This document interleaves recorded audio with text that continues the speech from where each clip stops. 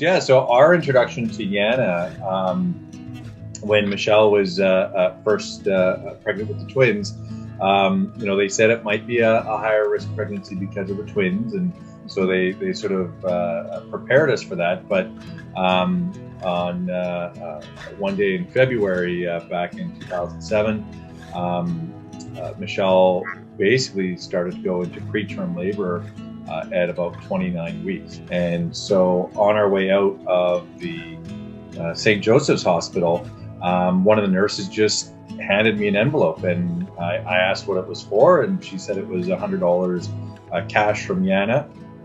And I remember, saying, we're okay, we're sort of relatively prepared. We have our overnight bag, and they said, well, there's no choice. You have to take the money. And they gave me the envelope, and off we went, and into an ambulance to the airport, and then flew to Vancouver. Luckily, on that day, they were able to get the preterm labor under control. For us, that trip, being able to get some money from YANA that we didn't ask for, kind of like a hug from your community. To have that support was absolutely amazing. We got things under control, and we're back in Courtenay, and our life was kind of getting back to normal. And then basically at about 36 weeks, Michelle started to show some signs of some complications, and so we went in, and the doctor said, we really should get in for an emergency C-section, as the twins weren't doing as well as they'd like them to be. And at that point, they actually recommended that we drive down to Victoria. And so we literally got in our car, drove to Victoria.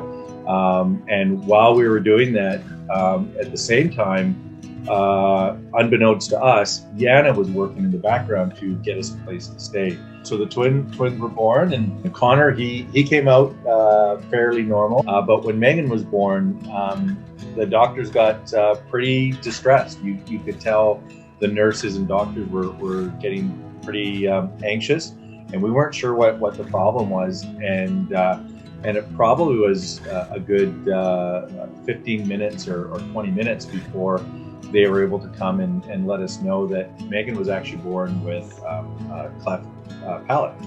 And so that meant that she couldn't breathe very well. And, when they were trying to suction out her mouth when she was born, that was why they were just concerned that, things didn't seem to be going as planned. We took Connor home and got him set up here. And so for basically the next few months, Michelle and I would spend 4 days in Victoria, and then we'd come home to Courtenay and spend 3 days at home where Connor was.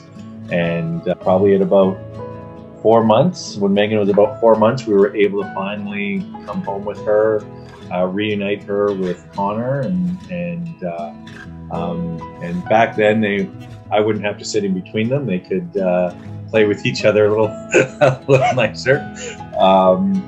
And yeah, that kind of got us back to Courtenay. And then over the years, Megan's had surgeries on her ears, on her cleft palate, getting the G-tube out. So, she'd had several visits, either down to Victoria or over to Vancouver to Children's Hospital. And every step of the way, YANA's looked after us. I feel really fortunate, not just to be part of a YANA family, as it were. The YANA family's been supported by YANA quite a bit, but also to be able to be part of YANA. That makes me feel good to be able to give back as well.